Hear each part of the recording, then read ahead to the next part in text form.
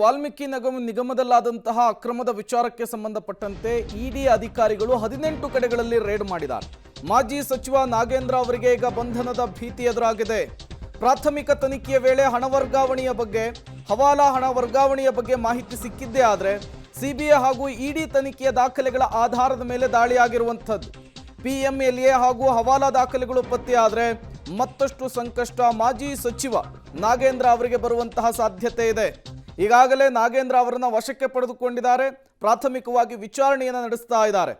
ಈ ವರ್ಮಾ ಕೊಟ್ಟಂತಹ ಹೇಳಿಕೆಯೇ ನಾಗೇಂದ್ರ ಮತ್ತು ದದ್ದಲ್ಗೆ ಕಂಟಕವಾಗಿರೋದನ್ನು ಕೂಡ ನಾವಿಲ್ಲಿ ಗಮನಿಸಬೇಕಾಗುತ್ತೆ. ಈಗ ವಶಕ್ಕೆ ಪಡೆದಿರುವಂತಹ ನಾಗೇಂದ್ರ ಅವರನ್ನು ಅರೆಸ್ಟ್ ಮಾಡುವಂತಹ ಸಾಧ್ಯತೆಗಳು ಕೂಡ ದಟ್ಟವಾಗಿರುವಂಥದ್ದು. ಈ ಬಗ್ಗೆ ಮತ್ತಷ್ಟು ಮಾಹಿತಿ ನನ್ನ ಕೊಲೀಗ್ ಉಮೇಶ್ ಅವರಿಂದ ಪಡೆಯೋಣ. ಉಮೇಶ್, ವಶಕ್ಕೆ ಪಡೆದಿರ್ತಕ್ಕಂಥ ನಾಗೇಂದ್ರ ಅವರನ್ನ ಅರೆಸ್ಟ್ ಅಂತ ತೋರಿಸ್ಬೇಕು ಅಂತಂದ್ರೆ ಯಾವ ಗ್ರೌಂಡ್ಸ್ ಮೇಲೆ ಈ ರೀತಿ ತೋರಿಸ್ಬೋದು?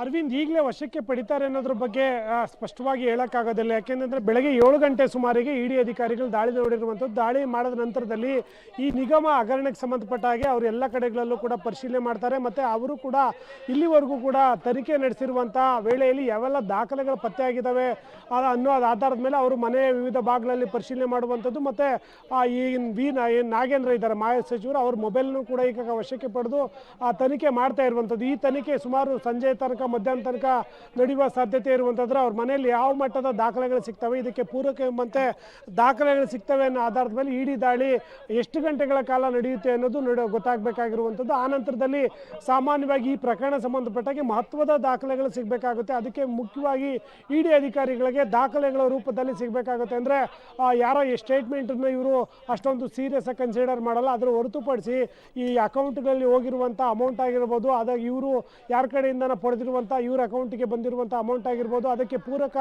ದಾಖಲೆಗಳೇನಾದರೂ ಪತ್ತೆ ಆದರೆ, ಅಂದರೆ ಮಹತ್ವದ ದಾಖಲೆಗಳು ಪತ್ತೆ ಆಗಬೇಕಾಗುತ್ತೆ. ಆ ಸಂದರ್ಭದಲ್ಲಿ ಇವರನ್ನು ವಶಕ್ಕೆ ಪಡೆದು ಅಂದರೆ ವಶಕ್ಕೆ ಬಂಧನ ಮಾಡುವಂಥ ಸಾಧ್ಯತೆ ಇರುವಂಥದ್ದು. ಹಾಗಾಗಿ ಈಗಲೇ ಬಂಧನ ಮಾಡ್ತಾರಾ ಅನ್ನೋದ್ರ ಬಗ್ಗೆ ಈಗಲೇ ಸ್ಪಷ್ಟತೆ ಇರಲ್ಲ. ಸಂಜೆ ತನಕ ಕೂಡ ಇನ್ನೂ ಇಡಿ ರೈಡ್ ಆಗ್ಬೋದು ಸಾಧ್ಯತೆ ಇರುವಂಥದ್ದು. ಈಗಾಗಲೇ ಬೆಂಗಳೂರಿನ ನಾಗೇಂದ್ರ ಆಗ್ಬೋದು, ದದ್ದಲ್ ಆಗ್ಬೋದು, ಇವರು ಬ್ಯಾಂಕ್ನ ಇನ್ಚಾರ್ಜ್ಗಳಾಗ್ಬೋದು, ಇವ್ರ ಮನೆಗಳ ಮೇಲೆಲ್ಲ ಕೂಡ ರೈಡ್ ನಡೀತಾ ಇದೆ. ಆ ರೈಡ್ ವೇಳೆಯಲ್ಲಿ ಬೇರೆ ಏನೆಲ್ಲ ದಾಖಲೆಗಳು ಸಿಗ್ತವೆ, ಆ ದಾಖಲೆಗಳ ಆಧಾರದ ಮೇಲೆ ಅಧಿಕಾರಿಗಳು ಇವರಿಗೆ ಮಾಹಿತಿ ಕೊಡ್ತಾರೆ. ಆ ಮಾಹಿತಿ ಆಧರಿಸಿ ಕೂಡ ಇವ್ರನ್ನ ವಿಚಾರಣೆ ಮಾಡ್ತಾರೆ. ವಿಚಾರಣೆ ವೇಳೆಯಲ್ಲೇ ಇವರು ತಪ್ಪಿತಸ್ಥರು ಅನ್ನೋದು ಗೊತ್ತಾದರೆ, ಮತ್ತು ಈ ಹವಾಲಾ ಪಾಲ್ಮಾ ಆಕ್ಟ್ ಅಡಿ ಏನು ಆ ಕೇಸ್ ದಾಖಲು ಮಾಡ್ಕೊಂಡಿದೆ ಅದಕ್ಕೆ ಪೂರಕವಾದಂಥ ದಾಖಲೆಗಳು ಲಭ್ಯವಾದ ಅಷ್ಟೇ ಇವರನ್ನು ಬಂಧನ ಮಾಡುವಂಥದ್ದು. ಹಾಗಾಗಿ ಈಗ ದದ್ದಲ್ಲು ಮತ್ತು ನಾಗೇಂದ್ರ ಏನಿದ್ದಾರೆ ಇವ್ರ ಮನೆಗಳ ಮೇಲೆ ಈಗಷ್ಟೇ 2 ಗಂಟೆ ಆಗಿದೆ ಈಗ ರೈಡ್ ಆಗಿರುವಂಥದ್ದು. ಇನ್ನೂ ಕೂಡ ಅದು ರೈಡ್ ಎಷ್ಟು ಗಂಟೆಗಳ ಕಾಲ ಮುಂದುವರಿಯುತ್ತೆ, ಮತ್ತು ಆ ಮನೆಗಳಲ್ಲಿ ಏನೆಲ್ಲ ದಾಖಲೆಗಳು ಸಿಗ್ತವೆ ಅನ್ನೋ ಆಧಾರದ ಮೇಲೆ ಅವ್ರನ್ನ ಬಂಧನ ಮಾಡ್ತಾರ ಅಥವಾ ಪರಿಶೀಲನೆ ಮಾಡಿ ಬಿಡ್ತಾರ ಅನ್ನೋದು ಗೊತ್ತಾಗಬೇಕು. ಹಾಗೆ ಸಂಪರ್ಕದಲ್ಲಿರಿ ಉಮೇಶ್, ನಿಮ್ಮ ಜೊತೆ ನಾನು ಮತ್ತೆ ಮಾತನಾಡ್ತೀನಿ.